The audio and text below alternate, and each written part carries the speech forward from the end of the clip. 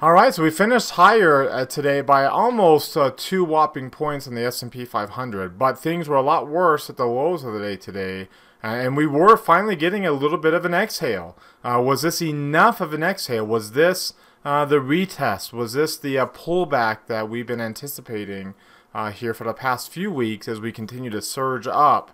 Are we not going to surge up anymore? That's all the stuff I'm going to break down in today's video with the indicators that we look at to see what our expectations are. Have we started our new bullish trend or not? That's the answer we're going to be looking for. Also, we're going to take a look at what's driving the price action with a big slate of economic indicators due out next week.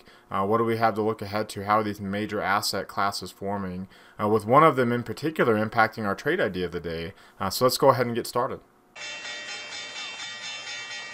Today is Friday, February the 8th, 2019. This is the Market Outlook from MarketScholars.com. My name is David Settle. Alright, well, let's start off taking a look at the S&P 500 first with the market forecast indicator like we always do. And boy, did things change here by the end of the day. You can see we started off down and we got to a lower low today, but then rallied by the end of the day and finished higher to the point where at one point in time we had the momentum line again. This is kind of the second day in a row that we had the momentum line oversold. In fact, today's momentum line at one point this morning while I was teaching my technical analysis class was below the 5th percentile. It was extremely oversold. And of course, that changes when you come off the lows like we did.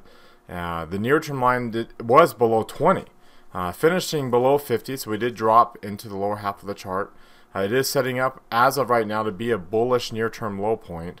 The low being higher than the last. So here's the low between 20 and 50 on the blue line, and then being higher than the last one that we had right here.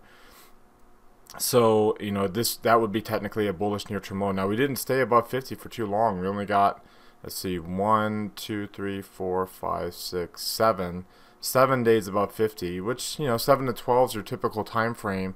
Now that we've got strong bullish posture, you would actually expect closer to 12 than the 7. So not as long as we would have liked coming off of only 3 days above it previously. So we'll see how that translates. Obviously, the posture remains strongly bullish, even though it's falling a little bit.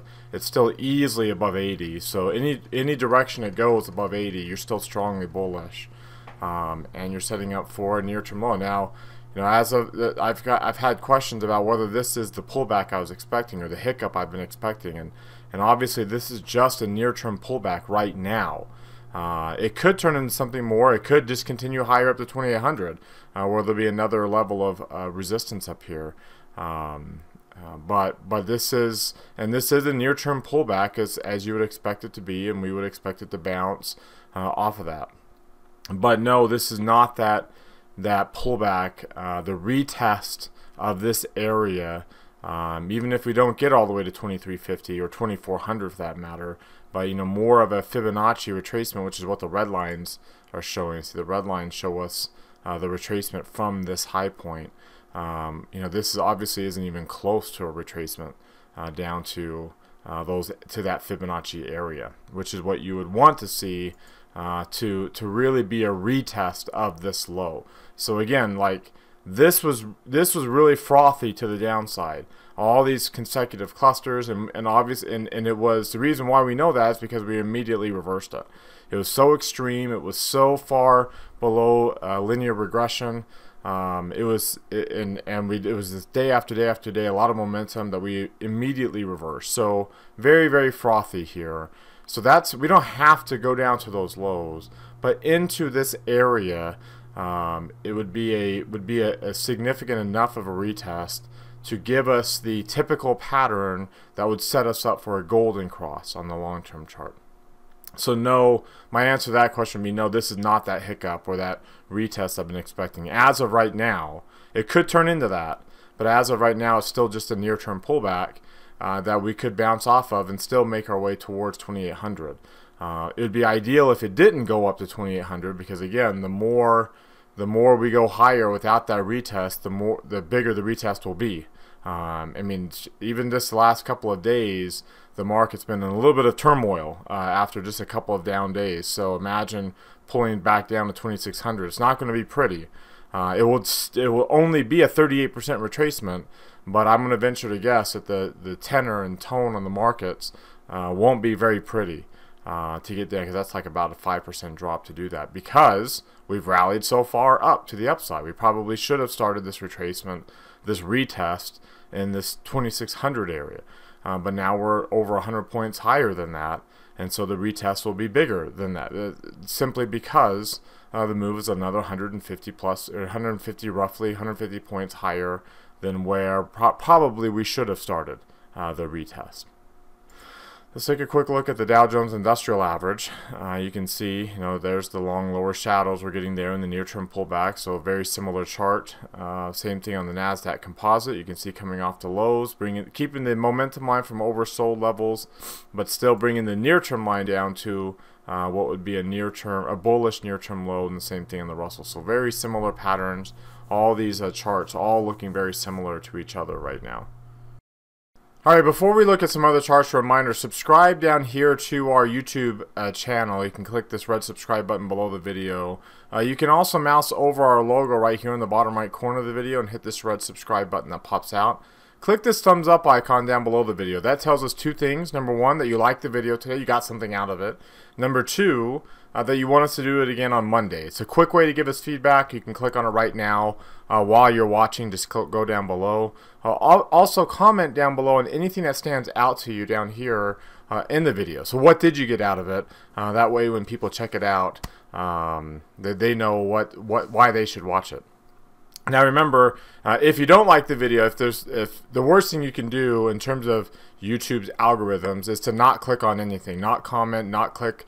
Even thumbs downs are great for us because it's engagement, and YouTube likes engagement on their videos, whether it's thumbs up or thumbs down. So if again, the worst thing you can do is not to click on anything down there. Also, if you go to our blog, if you're watching this video through our blog here, you can also like the Market Outlook tweet by clicking this little heart. It opens up a new window where you can click like right there. If you click on this image, it takes you to your Facebook page where you can like the Facebook post, share it with other people. Also, while you're here, subscribe to our Market Scholar site. Click on this image in the top right corner, and that will take you to this page. You can see a really easy way to subscribe to our site and see our calendar of classes coming up, with Brandon's classes scheduled for Monday and my Q&A session on Saturday morning. Alright, back to our charts, and you can see a little bit of a long upper shadow. We don't get very big upper shadows on the weekly charts because, keep in mind that even at the reversal points on the upside, that the VIX is typically really is lower versus on the reversals to the upside, we tend to get the long lower shadows because the VIX is higher at that point. So, but that, relatively speaking, there's a little bit of a doji and a longer upper shadow than we've seen in a while since the really volatile low week that we had. So, could that be a little bit of a reversal sign? You see on the Hakinyashi candles, it's still not, right? We didn't even come close. Even if you look at SPY, which is what we'll look for here in a second, with the 4-week range, it didn't even come close to forming a lower shadow. Now, the open for next week is going to be the difference between the Hakinyashi open and the close. You can see the values up in the top left, which you can see in the calculator is 267.10. So, we're at 270.47 this week. So we got a little bit of room next week before we test that open.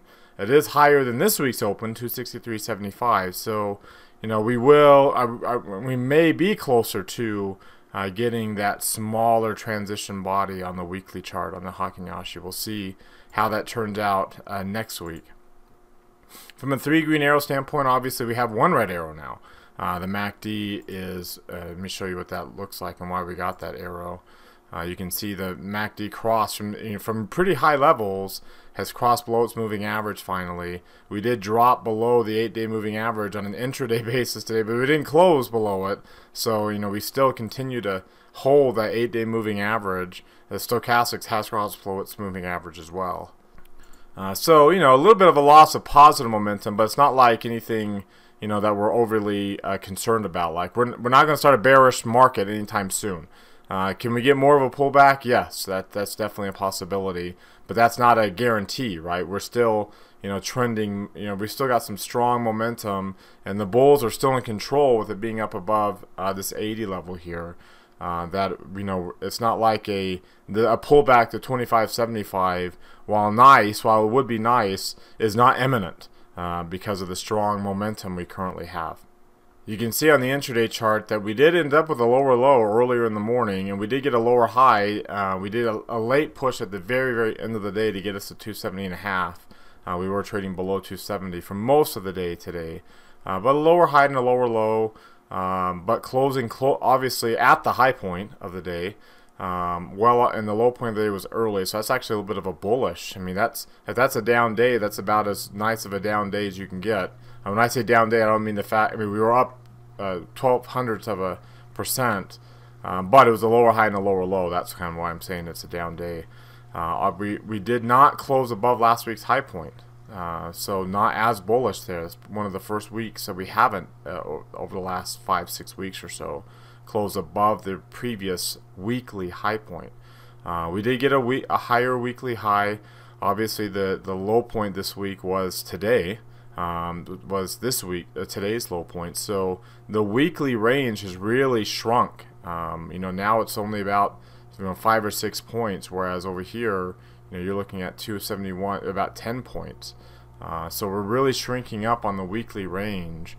The 4-week range is also shrinking up, from 273 now to 256. That's not very much of a range left anymore either. So starting to shrink a little bit and come a little bit lower. Which means another sign that we're kind of running out of this bullish strength and bullish momentum. We're a few days from not getting a new high point, and in a couple of days, this low point is going to move up even more. Right by the end of next week, the low point is going to be just under 261. So that will only be about 12 points, well below 5% of the 4-week high point. So we're going to really start tightening up here, barring new 4-week highs. And again, the week after that we'll come up to this just under 262 area. So we're going to start moving this up pretty quickly, unless we start pushing the 4-week high point up pretty quickly. That's those are reversal. That's another reversal sign when the 4-week range shrinks. And again, not a reversal sign that will start a bear market, right? So I hate the fact that any kind of near-term pullback is deemed, like I tweeted out earlier this week when the TV network said that the markets are in full sell-off mode. It was like one down day after all these weeks of up days. So it's just near-term pullbacks are deemed just horrible. And imagine an intermediate pullback to a higher intermediate low point. The tenor of the markets will be that we're headed towards a bear market again, and the reality is it will just be an intermediate pullback. So that's kind of what I want to say is, like, if we do get a reversal, it won't be a reversal to a apocalyptic bear market. It will be a reversal to a healthy exhale. You can't, a body can't breathe in forever. It's gotta breathe in, it's got to breathe out, and markets are the same way, because every time you exhale, you get more buyers, and those more buyers push you up to new highs. And if you just continue to push and push and push to new highs, and you run out of buyers, then that's when the sellers overwhelm, and you get the bigger pullbacks that are harder to take and really hurt the people who got in late in the cycle, in the bullish cycle. With maybe normal positions, and then they get hammered during the pullback. So that's not healthy, and that's what I'm saying is, if this range shrinks up, it will just be a sign that we can get a reversal to what would be a very normal pullback that we would expect. Of course, it could be apocalyptic bear market, who knows, but we wouldn't expect it. We would expect a very normal pullback. All right, so now let's take a look at the volume and the trading range today. You can see, whoops, not this one. I wanted to go to the 3 green arrow chart there, and let's pull up SPY. You can see the volume was under 76 million shares. The trading range was 2.75 points, so just over 1%. but under the average at under 3.7. So below average trading range, below average volume. If I were to take a look at the week, you can see the week range here was over 5.5 points, coming from last week's under 10-point range. So really shrinking up the range in the week, and you can see the volume also at 37 million, or 370 million shares trading hands here over the past week. So if I were to take a look at this on this chart, the 75 million shares trading is below the average and towards the low end of the range. What was the range today? 2.75 is also below the average and down towards the lower end of the chart, so they're continuing to fall. So that's a good sign for the markets. You look at the weekly range. I mentioned the volume was under 400 million, 400 million. So well below the average, the 20-week average range, which is kind of peaking here still. So you can see, we're still, we haven't formed the bottom yet. See how when the volume starts coming down on the weekly basis, you've got the potential for runs. So we haven't even rolled over on that chart yet. But, this week's volume was very low relative to that 20-week average. And then the weekly range was 5.61 points. That's way down here too, starting to bring in. So in other words, we've got a lot of room for these bigger, longer term lines to fall. So and if you look at when we bounced up here, these rolled over. We had already started the rally off of the retest low by the time they fell down. So and the volume hasn't started to fall yet. And the average, the ATR is coming down from a lot higher level. In fact, if you look at this is relative absolute value down here. There's a relative value at the top. If you look at the last 10 weeks, the range was bigger than we saw in early 2016. Right about just a little bit higher than the peak, and of course not as big as 2011. But again, a good sign, and on an absolute value, because it's a higher number, is much higher, and the volume didn't quite get as high on an average 20-week basis as we did in early 2016.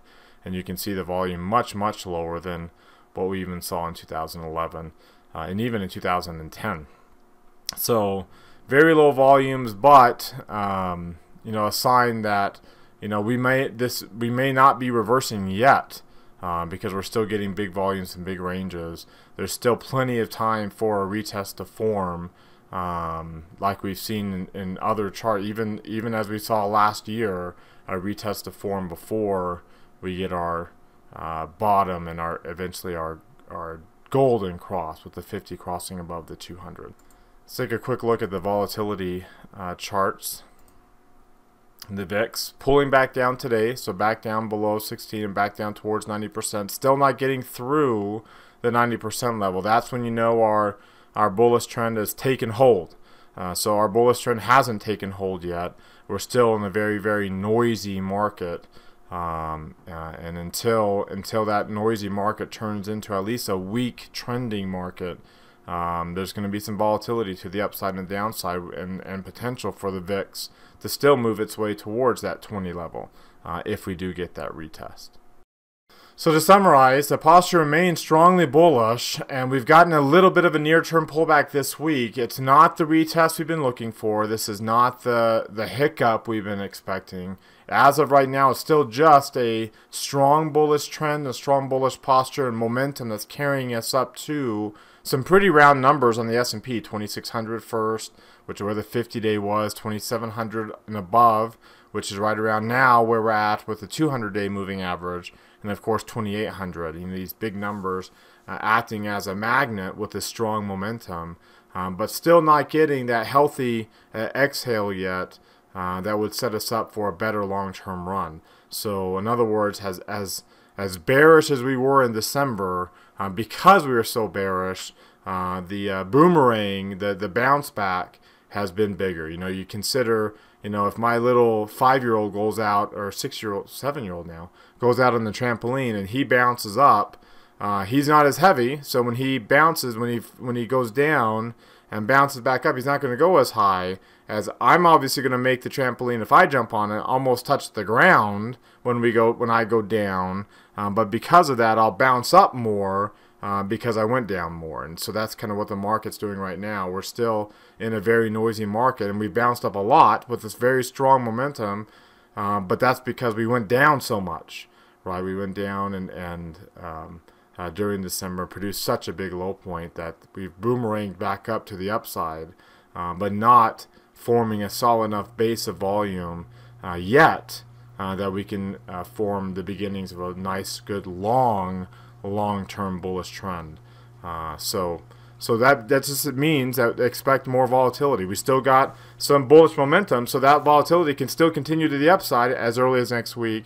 But also there's going to be more of a exhale, more of a pullback at some point in time. And when it does happen, don't worry. Just look for the opportunities to set up for some new bullish trend trades if and when that does occur. So what do you think? Do you agree with that or disagree? Click that poll popping out in the top right corner of your screen, then hit either agree or disagree. If you click disagree, scroll down below and comment on what you're seeing that would suggest otherwise from what we surmised during our market outlook routine today. Remember, you can follow me on Twitter for more content like this throughout the day in between the videos. You can join our Market Outlook community by going to Facebook that we created on Facebook. And also you can join our daily Market Outlook email list with that little link that's popping out as well in the top right corner of your screen. Alright, let's take a look now. Let's drive in the price action today. And it was obviously the end of the week. Crude oil here in orange was relatively volatile, but the biggest losers early in the morning were emerging markets and developed markets. International stocks really starting the day off negative and finished pretty down too, with the dollar down at one point in time 0.8% before rallying and closing up with a small gain. Small cap stocks outperforming, that's a good sign. Long-term bonds stayed up strong along with gold, so it was a little bit of a risk off day. As I mentioned earlier today, at the low point, you know, we had that bearish setup on the short-term sentiment on the market forecast. Well, at one point in time, you had gold, long-term bonds, and the dollar all up. You know, with the biggest gains on the day. But by the end of the day, you can see preferred stocks rallied and small cap stocks rallied, and foreign bonds stayed up there. The dollar stayed strong, so not too often you'll see the gold and the dollar both finish the day higher, start the day higher and then finish the day higher. So a little bit of a risk off type of a move there. If I were to zoom this out and just look at how this week ended up, you can see the dollar was your best performing asset class this week.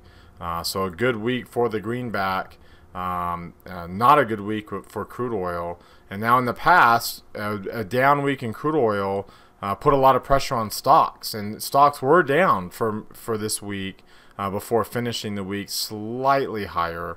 Small cap stocks also finishing higher. High yield bonds also finishing slightly higher, but bond yields ended up down. So now I zoom out to the last 2 weeks. Here we go. I'll take a look at the last 2 weeks, and you can see stocks, even though they pulled down this week a little bit, still are your better performers. Long-term bonds, though, have been rallying, and gold or crude oil, which was up really strong coming off of its low, has been pulling back. So you can see the correlation, and what's, you know, crude oil continued to be a main driver of both the up moves and the down moves in the equity market, along with other agricultural, in this case, agricultural commodities. Let's take a quick look at what the crude oil chart looks like on a long-term chart here. In the futures contract, you can see how you know, the down week here at the 50-day, a little bit of a test we're getting right now at that 50-day moving average that we didn't get on the stock market. Here's the dollar index, and you can see the bounce, a nice strong bounce it's had off of its 200-day moving average. That did not have though the big bearish impact on gold. I mean, gold was down a little bit, but off of its lows in the week.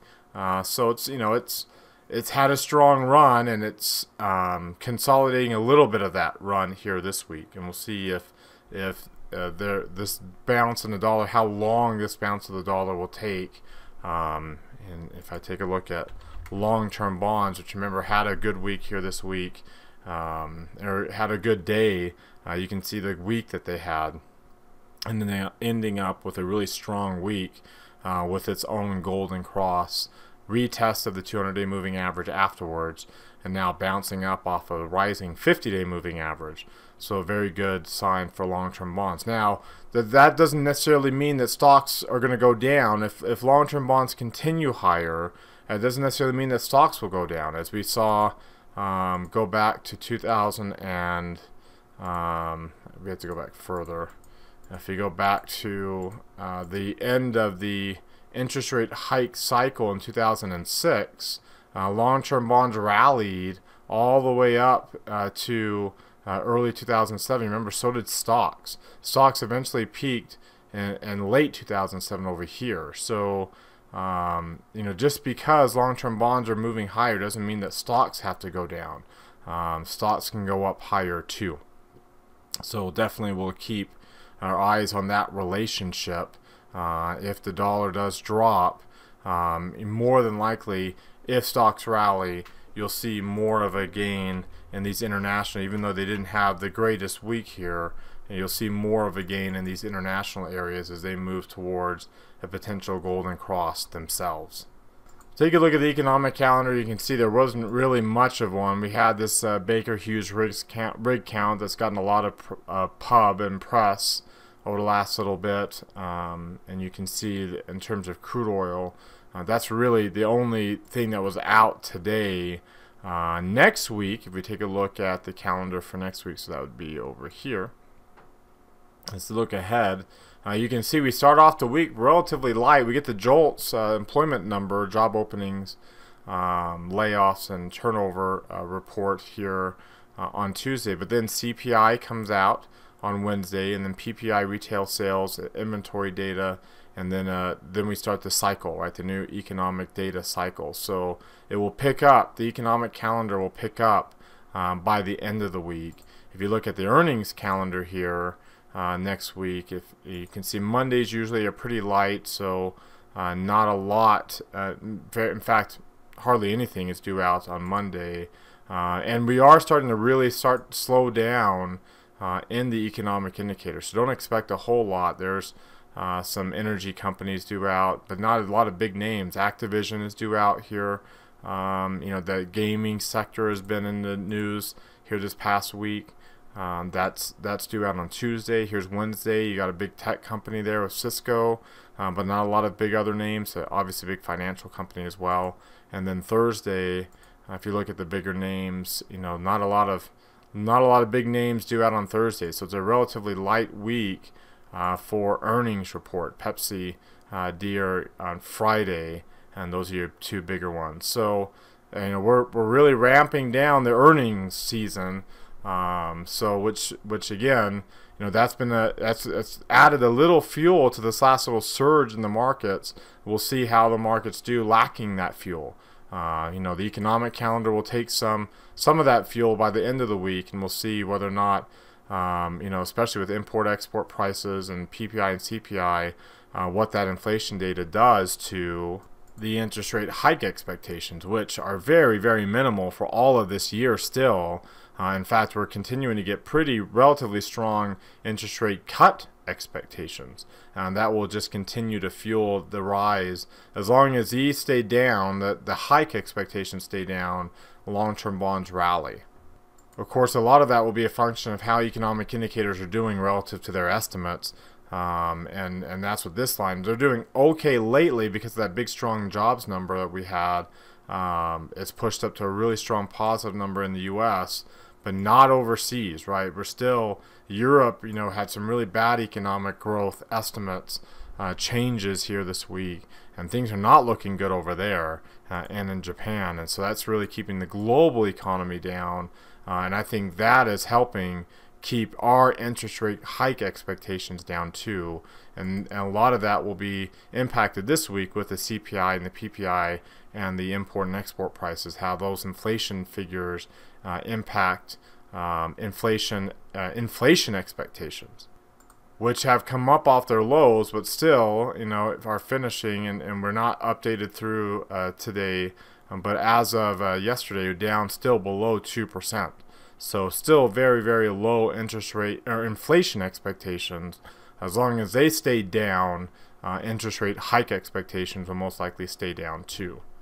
Alright, if you take a look at the sector moves, and not surprising with the weakness in crude oil, the energy sector was down. You can also see here materials were down, financials were down with the falling yields. On the other end of the spectrum, the falling yields has helped utilities and real estate stay up, and staples stay up. So interesting to see. You have industrials and technology, which are more cyclical areas, started off the week strong, but by the end of the week, your safe haven areas ended up staying pretty strong, and your other cyclical names like discretionary and communication services and some healthcare industries are all lagging the market. So, could this be a transition week where the market's already kind of rotating towards some safe haven names? That could be a sign, after multiple weeks heading into this week. Coming off of that Christmas Eve low point up to the beginning of this week, so through last week here, and we'll go off to more of a chart here. You can see those cyclical names were your bigger performers, and utilities and staples and real estate all lagged behind. A little bit materials as well, but they all rallied, and now they're we're rotating a little bit into these names that have gone up less, but would hold their value better during any kind of retest to those low points. Again, it doesn't have to get to 2350 or even 2400, but even a retest towards 2600 would have a lot of people fretting about the market direction. All right, one stock that in that energy space that was so weak here that kind of hit its head up against some of this resistance is Halliburton. We had this big volume node, one of the bigger ones of the year, of the past 52 weeks at least. And let's get rid of these lines now because they're really kind of cluttering things up here. We'll move all these other lines as well. You can see, we hit that volume node as resistance. We've kind of come down, and we've pushed down the lower Bollinger Band down as we've broken through to the lower, below that moving average that's in the middle, and rolling it over a little bit. So, and the band width is lower, and it has opportunity to expand as we've seen before. So we're going to get a move kind of like what we saw here, where we reversed to the downside and the band rose up to the top.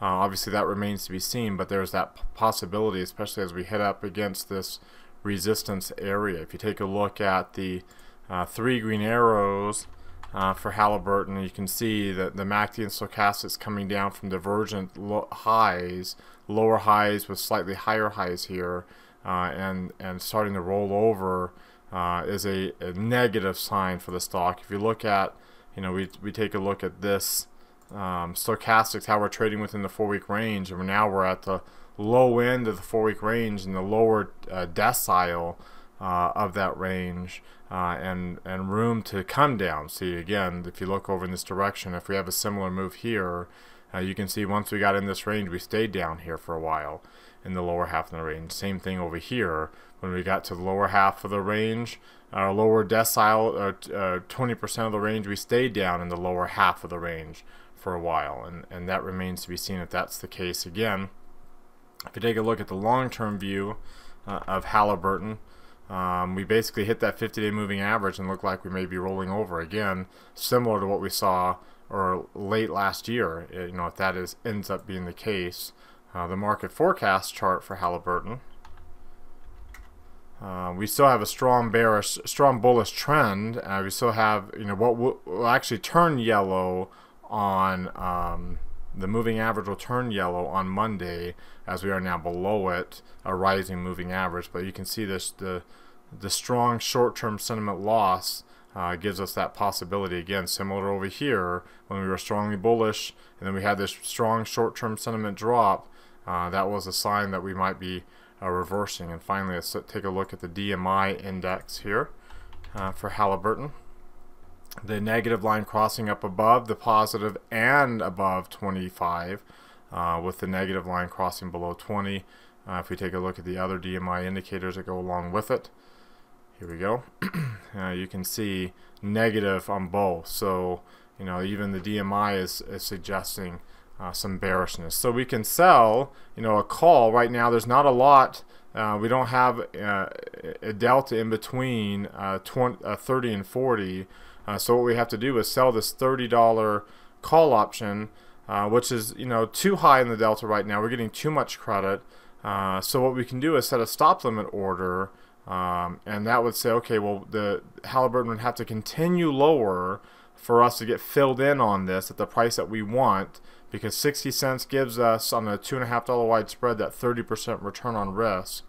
We set a stop limit order GTC, so that way if it does continue to drop, we do get filled in. If it goes the way we expect it to go and gets more bearish, then we will get filled in. If we bounce off of this, which is definitely a possibility, right, because anything can happen, of course, but if if we end up getting, you know, 3 red arrows here, and that ends up being the bounce, similar to what we see quite a bit in bullish trends, then we never get in to the trade.